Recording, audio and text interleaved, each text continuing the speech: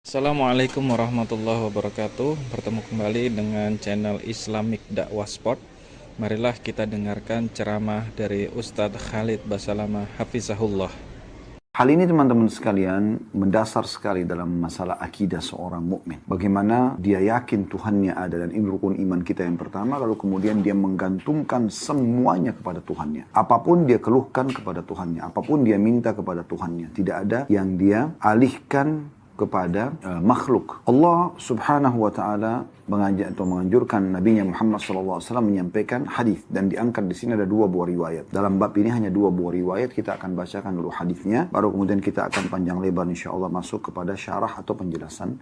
Semoga insyaAllah bisa menjadi ilmu yang bermanfaat. Baik, hadis pertama dalam bab ini dengan sanad sahih urutan 838 dari Abdullah bin Mas'ud radhiyallahu anhu, dia berkata, Rasulullah SAW bersabda, "Man nazalat bihi faqatun fa'anzalaha bin nasi lam tusadda faqatuh. Wa man nazalat bihi faqatun fa'anzalaha billah fayushikullahu lahu birizkin ajilin au ajil." Artinya, barang siapa yang ditimpa kesulitan, lalu dia mengadukannya kepada manusia, maka kesulitannya tidak akan teratasi. Barang siapa yang ditimpa kesulitan lalu mengadukannya kepada Allah, maka Allah akan segera memberinya rezeki, cepat atau lambat. Hadis ini diriwayatkan oleh Abu Dawud, Tirmidzi, dan juga Al-Hakim menyatakan sahih. Hanya saja dalam riwayat Hakim ada lafaz ausyaqallahu lahu bil ghina imma bimautin ajilin au ginan ajil. Allah akan segera memberikannya kecukupan kalau dia keluhkan permasalahannya kepada Allah, bisa dengan kematian yang segera sehingga dia bertemu dengan Tuhannya dan mendapatkan balasan amal-amalnya, atau kekayaan yang akan datang atau tertunda. Dua buah riwayat ini yang diangkat dalam bab ini memberikan gambaran kepada kita secara umum dulu bagaimana Nabi SAW mengajarkan kepada kita agar jangan menggantungkan nasib pada manusia. Berapa banyak orang yang selalu sibuk, nasibnya setiap hari dia gantungkan pada makhluk. Yang sebenarnya manusia itu sama dengan dia. Dia memiliki dua mata, kita juga memiliki dua mata. Dua tangan, dua kaki. Masing-masing memiliki waktu 24 jam. Kebetulan saja dia diberikan jabatan oleh Allah subhanahu wa ta'ala. Diberikan kelebihan oleh Allah subhanahu wa ta'ala. Dan kita tinggal meminta kepada Allah subhanahu wa ta'ala. Tinggal minta saja. Tidak ada sesuatu yang berat. Hanya alhamdulillah, wassalatu wassalamu ala rasulillah, memuji Allah subhanahu wa ta'ala dan membaca salawat kepada Nabi SAW. Lalu kemudian sampaikan hajat. Ya Allah sembuhkan saya. Ya Allah berikan saya. Ya Allah ampuni saya. Ya Allah mudahkan urusan saya. Ya Allah si fulan lunakkan hatinya. Berikan hidayah. Suami, istri, anak, dan seterusnya. Umar bin Khattab radhiyallahu anhu pernah menghadapi sebuah permasalahan dengan Bilal radhiyallahu anhu di masalah pembagian harta warisan di negeri Persia, ya, pada saat muslimin berhasil menaklukkan. Maka Umar mengatakan, aku pun menolong hajatku, ya, terhadap Bilal di sholat malamku, minta kepada Allah subhanahu wa ta'ala. Dan para kaum salafus salih merasa luar biasa itu, menyampaikan hajat kepada Allah ini memberikan solusi yang luar biasa, yang di luar daripada jangkauan akal manusia. Seorang dai Saudi menceritakan pengalaman dia pribadi. Saya lihat cuplikan ceramahnya, ya. Dia mengatakan dia pergi ke Mesir, kemudian setelah dia sampai di Mesir, dia pergi dari kota ibu kotanya Kairo ke Iskandaria, ke satu kota yang lain. Kemudian dia bilang pada saat di Kairo dia mengenal satu pengurus masjid dan dia pergi ke masjid itu pada saat dia mau pulang ke Saudi setelah selesai pengajian di kota Iskandaria ini. Dia bilang, saya pun tiba malam. Kalau saya nginep di hotel juga waktunya sangat kepepet dan saya ingin malam ini nginap di masjid, di rumah Allah. Saya hubungi pengurus masjid, mereka menerimanya walaupun sudah agak telat waktunya. Kurang lebih jam 12, jam 1 malam tibanya gitu. Kemudian mereka mengatakan, baiklah masjid sudah kami siapkan, silakan setiap saat Anda bisa datang gitu. Dia bilang, saya tiba di kota Kairo, tengah malam, jam 1 malam gitu kan. Dia bilang setelah saya masuk ke dalam masjid, saya temukan masjid menyala lampunya semua dan seperti memang sudah dipersiapkan gitu ya. Namun dia bilang tidak ada pengurus masjid, saya tidak tahu, mungkin karena mereka sudah istirahat, sudah jam 1 malam. Namun di mihrab, di dekat mihrab ada satu orang yang lagi sujud. Dan lama sekali sujudnya. Saya pun datang mendekati orang tersebut, kemudian saya coba dengarkan. Dia ngomong apa orang ini gitu. Ternyata dia menyampaikan keluhannya kepada Tuhannya dalam sujudnya. Dia mengatakan, ya Allah sungguhnya istriku ya, membutuhkan uang untuk operasi. Dan kalau tidak operasi dia bisa meninggal dunia. Aku keluhkan permasalahanku padamu ya Allah karena aku tidak punya uang sama sekali. Dan dia sebutkan angka uang yang dia butuhkan itu. Udah selesai dia sampaikan seperti itu. Dia bilang orang ini, dai ini mendekati orang tersebut, menunggu sampai selesai dia salam dari sholatnya. Lalu ditanyakan ada masalah apa? Dia bilang masalah istri saya sedang sakit harus operasi dan kalau besok tidak dioperasi mungkin bisa mengancam nyawanya. Saya sendiri tidak punya uang. Saya lupa angka pasnya ya, tapi kalau tidak salah sekitar 20 ribuan pon Mesir ya. Kalau saya tidak salah gitu. Kemudian kata dai ini, apa yang sudah kau lakukan sesuatu yang sudah sangat luar biasa. Dan yakinlah Allah akan berikan kepadamu jalan keluar. Lanjutkan doamu. Lalu dai ini mengatakan, orang itu pun terus berdoa, mengulang-ulangi doanya. Dan saya pun kena ngantuk, saya istirahat. Setelah saya sholat malam, beberapa rakaat, saya istirahat. Menjelang subuh, azan subuh saya dibangunkan untuk penghulu masjid. Syekh bangun gitu ya, dibangunkan. Lalu kemudian saya wudu, lalu saya sholat qobliyah. Atau sholat sunatul fajar ya, qobliyah subuh. Kemudian diiqamahkan sholat. Waktu diiqamahkan sholat, tiba-tiba saja pengurus masjid mengatakan, Syekh silakan jadi imam buat kami. Kata Syekhnya, saya lagi capek, mungkin kurang pas. Enggak, silakan walaupun ayat-ayat pendek. Maka dia bilang, saya pun jadi imam. Subhanallah, begitu selesai sholat, salam, lagi zikir, ada satu orang datang. Dia mengatakan, Syekh, saya mengenal Anda, saya mengikuti ceramah-ceramah Anda di YouTube. Dia bilang, ya.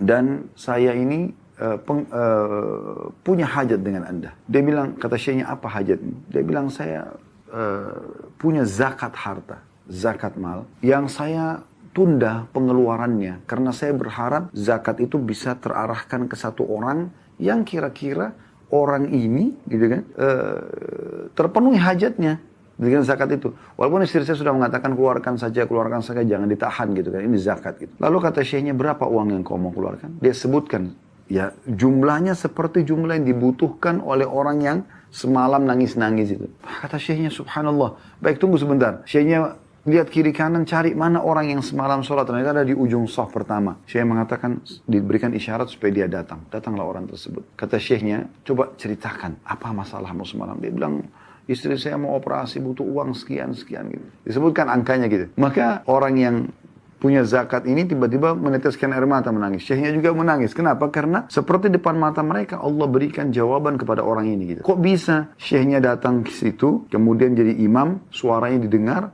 Tadinya orang yang punya zakat ini, dia tidak mau sholat di masjid itu, dia mau sholat di tempat lain, tapi karena dia dengar suara dan dikenal, dia datang sholat di masjid itu.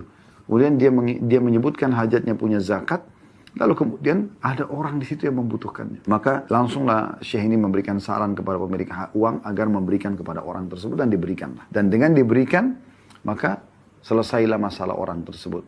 Ya, kata Syekhnya bahkan saking gembiranya orang tersebut, dia mengatakan, segala puji bagimu ya Allah gitu. Jadi orang kalau menyampaikan hajatnya kepada Allah Subhanahu wa taala, itu dipastikan akan terpenuhi. Tapi kalau kita minta-minta sama orang, teman-teman sekalian, bisa diberi, bisa tidak. Ya, bisa diberi, bisa tidak. Walaupun kalau sudah dalam keadaan kepepet, kita boleh mengajukan, kita boleh meminta.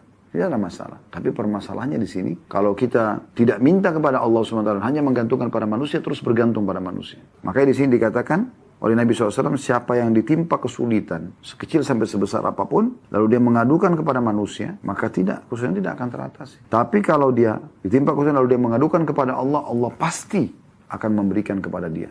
Cepat atau lambat. Kalau Anda mengatakan, Ustaz, saya punya penyakit, saya sudah berdoa kepada Allah, berulang-ulang. Sudah berhari-hari, berbulan, berminggu-minggu, berbulan, bahkan mungkin ada tahunan. Tapi saya belum melihat hasilnya. Ini pernah disinggung oleh Ibnu Qayyim rahimahullah. Sehingga saya setelah beliau mengatakan, kalau ada orang yang sudah berdoa, lalu kemudian dia menganggap doanya belum diterima karena belum melihat hasilnya, ini pemahaman yang keliru. Misal contoh anaknya sakit. Lalu dia mengatakan, ya Allah sembuhkan anak saya, tapi anaknya belum sembuh. Bukan Allah belum terima. Allah sudah memberikan kepada dia.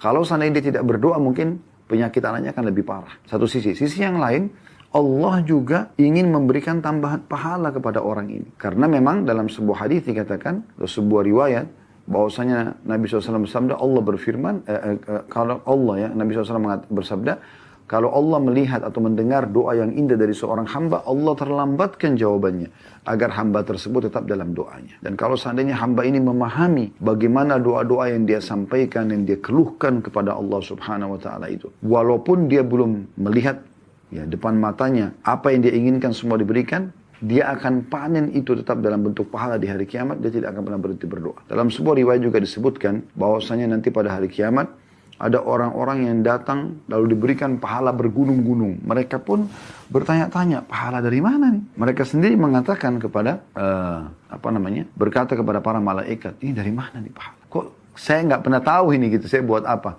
Maka kata para malaikat, ini adalah doa-doa kalian yang belum kalian melihat mendapatkan hasilnya di dunia. Maka pada saat itu mereka berharap agar seluruh doa yang mereka munajatkan di dunia, Allah nggak berikan dunia, supaya mereka panen dalam bentuk pahala di hari kiamat. Saking besarnya pahalanya gitu. Bisa juga Allah dengan hikmahnya mungkin ya, menunda kesembuhan anak tersebut dengan hikmah. Allah lebih sayang kepada anak itu daripada kita. Mungkin kalau anak itu sembuh malah menyusahkan orang tuanya. Sehingga Allah biarkan dalam keadaannya. Jadi banyak sekali hikmah yang bisa kita sudah menjadi sunnatullah. Sistem yang Allah ciptakan. Orang yang beriman pada Allah, yang menggantungkan nasibnya pada Allah, Allah akan berikan. Orang yang kufur kepada Allah, Allah akan binasakan. Itu sudah menjadi sunnatullah sistem. Terlalu banyak manusia sebelum kita yang Allah jadikan sebagai contoh.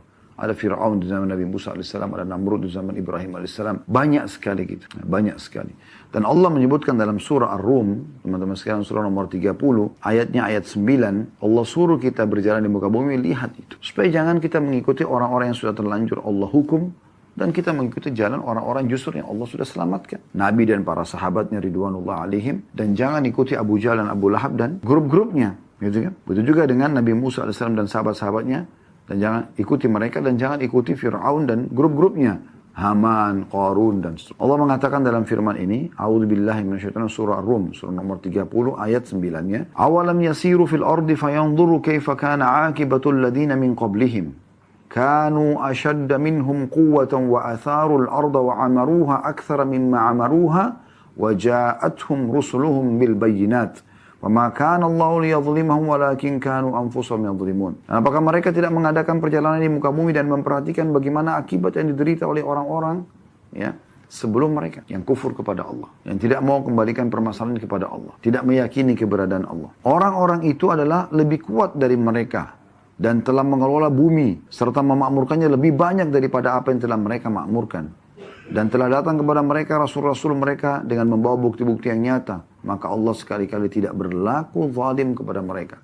Akan tapi mereka lah yang berlaku zalim kepada diri mereka sendiri. Di ayat 10-nya Allah mengatakan, "Tsumma kana 'aqibatal ladzina asa'u as-su'a an kadzdzabu bi ayatillahi wa kanu biha yastahzi'un." Kemudian akibat orang-orang yang mengerjakan kejahatan, orang yang jauh dari Allah Subhanahu wa taala, justru ada masalah ke diskotik, ke bar, maksiat kepada Allah Subhanahu wa taala. Kemudian akibat orang-orang yang mengerjakan kejahatan adalah azab yang lebih buruk karena mereka mendustakan ayat-ayat Allah dan mereka selalu memperolok-oloknya. Jadi Allah mengingatkan kita di sini. Pertanyaan sederhana teman-teman sekalian, kenapa kita tidak mau kembali kepada Allah? Kenapa kita tidak mau kembali kepada Allah Subhanahu wa taala? Kenapa kita tidak mau bermunajat? Kenapa teman-teman sekalian kita tidak jadikan Allah sebagai hal yang nomor satu? Ada masalah apapun, introspeksi kita dulu antara hubungan kita dengan Allah Subhanahu wa taala. Coba lakukan resep sederhana ini. Masalah apapun yang Bapak Ibu sedang hadapi, coba introspeksi dulu, introspeksi diri, hubungan kita dengan Allah Subhanahu wa taala. Itu aja dulu. Ada apapun, siapapun yang mengganggu kita, langsung kita kembali kepada Allah bermunajat. Ya Allah, kalau seandainya ini karena dosa hambamu, maafkanlah. Kalau ini adalah aib hambamu, tutupilah. Kalau ini adalah cobaanmu, maka sabarkanlah. Kita minta kepada Allah SWT. Lalu kita nikmati itu, prosesnya. Allah punya cara, teman-teman sekalian, memenangkan kita. Memberikan dukungannya. Dan cara Allah sangat cantik. Kalau sudah Allah Subhanahu wa ta'ala yang memberikan pertolongannya. Allah mau kita manja kok. Kenapa kita nggak manja kepadanya? Dan di saat Allah Subhanahu wa ta'ala sedang memberikan cobaan kepada kita sehingga akhirnya kita kembali kepadanya, justru itu, tanda kutip, Allah sedang menginginkan kita kembali kepadanya. Mungkin kalau tidak ada cobaan tersebut, kita lalai dengan nikmat-nikmat yang ada. Maka Allah datangkan cobaan. Supaya kita lebih nikmat dalam berdoa, sujud, lebih coba ya, bermuhasabah, mungkin ada dosa saya ini, kita bertobat dan istighfar kepada Allah, maka itu keselamatan buat kita sebenarnya. Oleh karena itu teman-teman sekalian, kembali kepada Allah Subhanahu wa ta'ala. Ingat selalu bagaimana para sahabat Nabi kalau sendal mereka putus, mereka selalu memohon hanya kepada Allah Subhanahu wa ta'ala. Haus minta kepada Allah, lapar minta kepada Allah. Semuanya diminta kepada Allah Subhanahu wa ta'ala. Tidak ada yang tidak diminta kepada Allah Subhanahu wa ta'ala.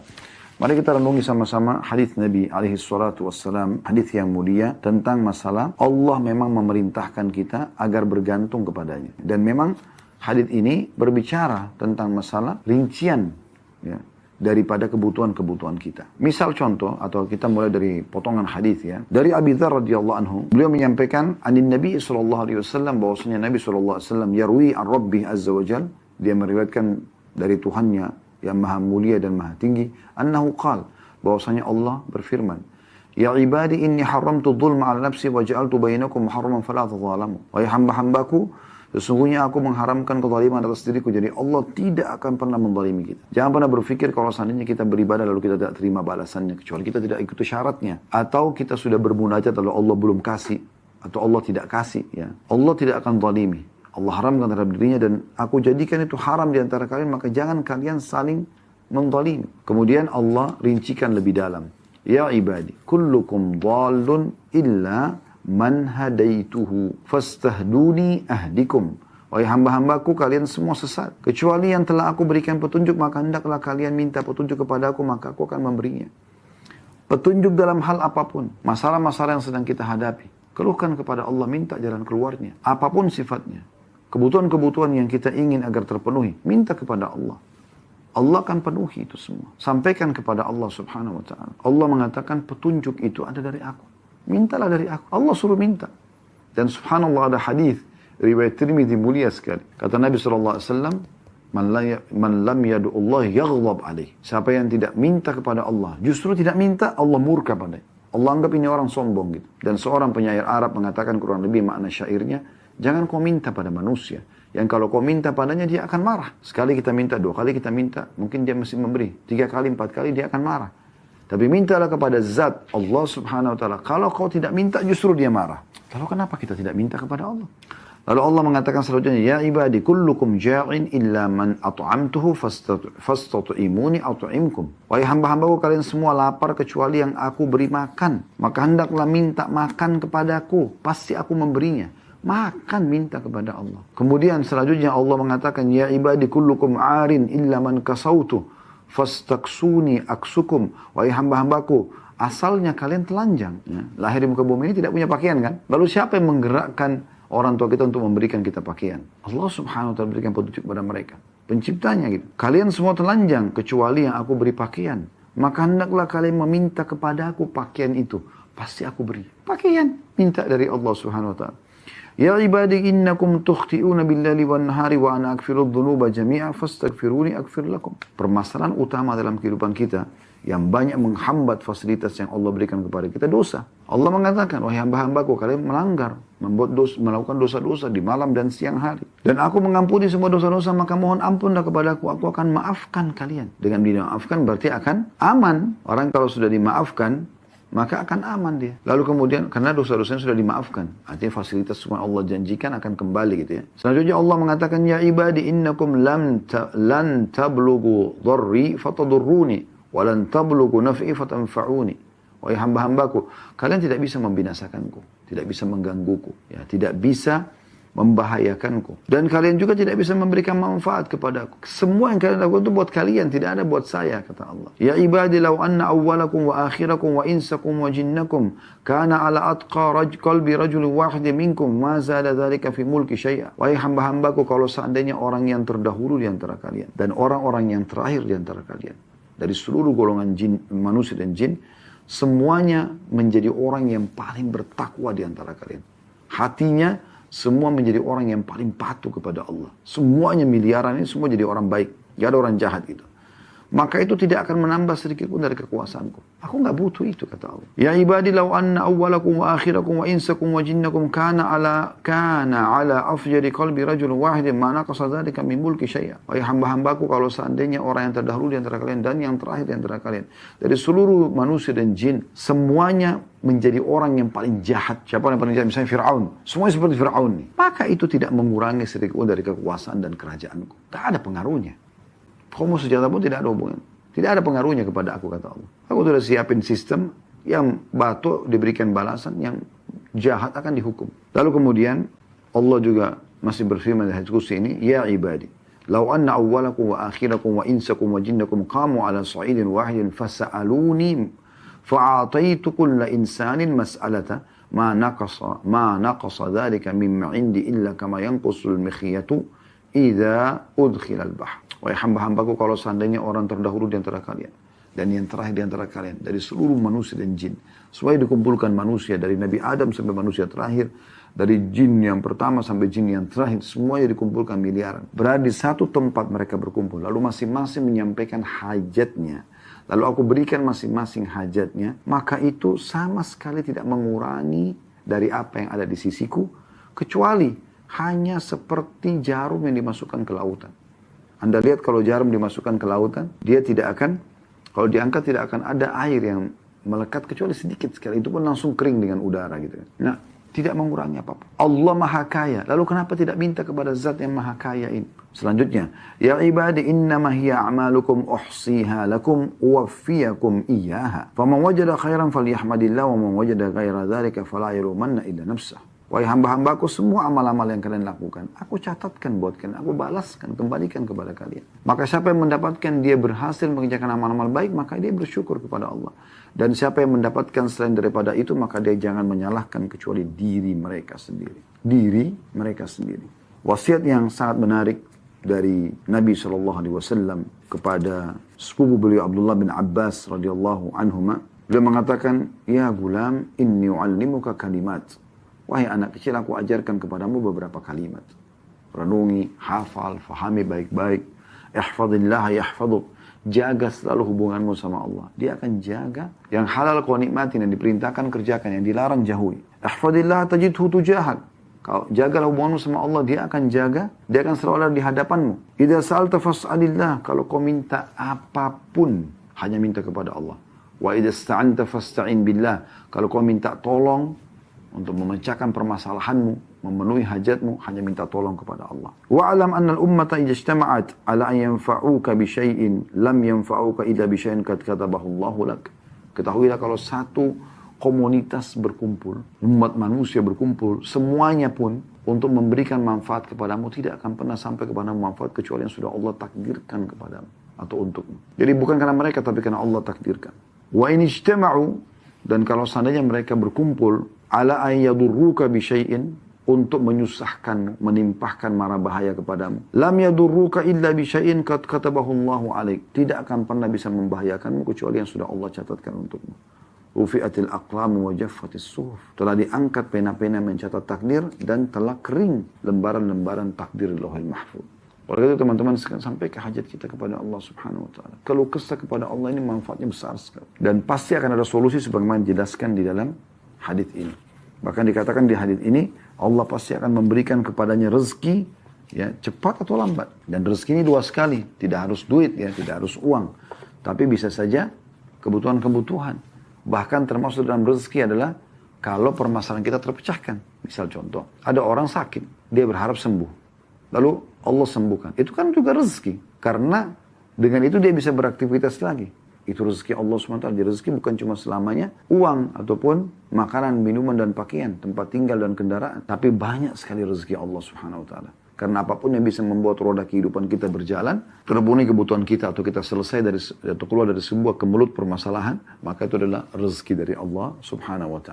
Dan dalam riwayat yang selanjutnya dikatakan, atau riwayat ya Al-Hakim, Allah akan memberikan kepadanya kecukupan. Dan bisa saja kalau Allah melihat ternyata lebih baik dia diwafatkan, maka wafat dia. Allah wafatkan. Karena kalau dia hidup maka akan sulit buat dia. Allah panggil di sisinya supaya Allah berikan dia kenikmatan. Atau Allah berikan dia kekayaan yang tertunda dalam beberapa saat akan diberikan kepada dia. Lalu setelah mendengarkan dua buah riwayat ini teman-teman sekalian, kenapa kita masih mau bergantung kepada selain Allah Subhanahu wa taala? Sementara hajat-hajat kita banyak. Apakah itu hajat rutin setiap hari ataupun hajat yang tiba-tiba muncul yang kita butuhkan. Dan Allah Subhanahu wa taala sebagaimana dari hadis qudsi sudah memberikan kepada kita rincian yang sangat luar biasa. Makanan, pakaian, petunjuk, apa saja kita disuruh minta kepada Allah. Dan sudah diingatkan juga dalam hadis Ibnu Abbas tadi. Kalau kita jaga hubungan dengannya, kita juga akan dijaga. Kalau kita jaga hubungan dengan Allah, Allah selalu ada di hadapan kita. Setiap saat kita butuh, Allah akan memenuhi kebutuhan kita. Dan kalau seandainya satu umat mau menyusahkan kita, tidak akan bisa sampai kecuali memang sudah Allah catatkan. Kalau mau memberikan kepada kita, tidak akan sampai kecuali yang sudah Allah catatkan. Lalu kenapa tidak kembali kepada Allah kalau begitu? Sekaligus saja minta kepada Allah secara totalitas. Dan Allah akan memberikan jawabannya. Sebagaimana tadi sudah kita sampaikan kisah seseorang yang istrinya mau operasi di awal. Demikian pembahasan yang telah dipaparkan oleh Ustadz Khalid Basalamah. Semoga apa yang beliau sampaikan bisa menjadi ladang dan amal kita semua. Amin amin ya rabbal alamin. Subhanakallahumma wa bihamdika asyhadu an la ilaha illa anta astaghfiruka wa atubu ilaik. Wassalamualaikum warahmatullahi wabarakatuh.